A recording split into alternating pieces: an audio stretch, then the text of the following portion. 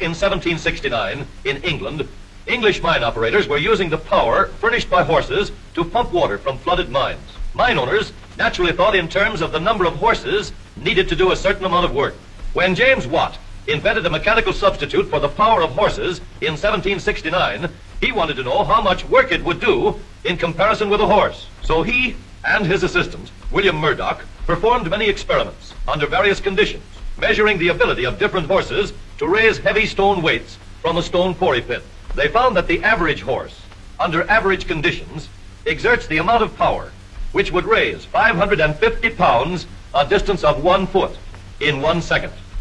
Working continuously for 1 minute, the same power could move a total of 33,000 pounds a distance of 1 foot.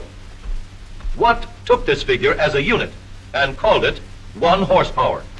The horsepower unit proved very useful. Watt was able to tell mine owners and businessmen exactly what size engine would be needed to replace the horses they'd been using. When the use of mechanical power became more general, Watt's horsepower unit was kept as a standard for estimating and comparing power. We can measure any energy in terms of horsepower. For example, it would take about 3 million ants to develop the power of a single horse. Sturdy legs and a strong back give the coolie more strength than the average human being. Yet, in action, he develops only 1/5 of a horsepower. While the elephant, having the advantage of his great size and huge muscles, can perform complicated tasks with the strength of 5 horses. As the needs of civilization have increased, gradually, machines have taken the place of muscles to develop power. Today, man gets power from many sources. The power of steam, the power of water and electricity, and the power of the internal combustion engine. As engines developed by man have grown more powerful, they have grown more compact. This perfect miniature engine has 4 cylinders, but it develops only 1 horsepower.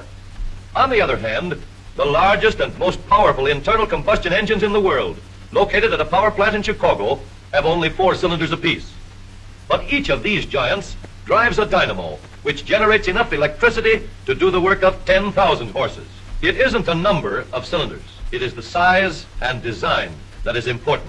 In an automobile engine, likewise, there are many factors that control the amount and the kind of power. Feature by feature, part by part, cylinder by cylinder, the horsepower of automobile engines has been increased. Power and economy in the modern automobile engine result from the careful design of many features. The carburetor is designed to handle the gasoline efficiently and accurately to get the greatest advantage from the fuel. Intake manifold passages and valve openings are designed to supply quick reserves of power with economy. Precision-fitted pistons give stamina and durability. The cooling system keeps the engine operating at a constant temperature, developing full power at all times and under all weather conditions. Every part has been designed with maximum strength for rugged, constant power, while friction-removing bearings and special lubrication permit sustained high speeds. The valve-in-head design has brought to the motor car the same flashing power that brings the thrill to riding in a speedboat, the same dependable power that is so vital in an air transport, combined with the maximum efficiency of the racing car, getting the last drop of energy out of a drop of gasoline.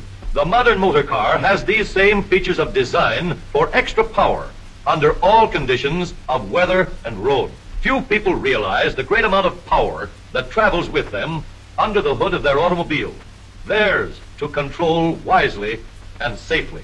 Almost every family can have at its individual command the strength of 85 horses, eager and willing to respond, 85 horsepower, flowing smoothly at the touch of the accelerator.